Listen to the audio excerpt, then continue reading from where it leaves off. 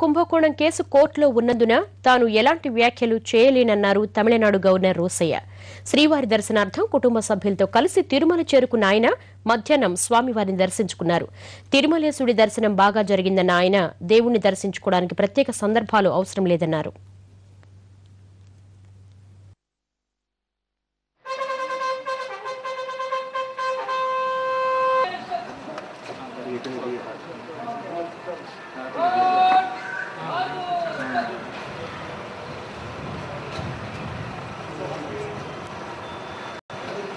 Vamos.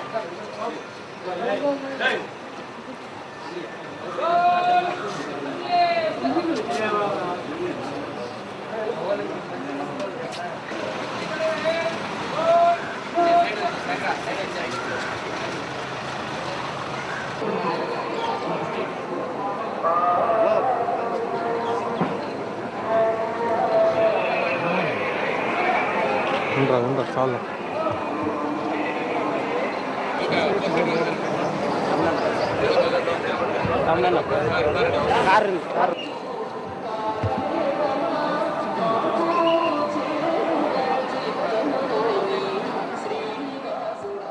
ఈరోజు వచ్చిన దేవుడి దగ్గరికి దానికి ఒక ప్రత్యేకత ఉంటుంది.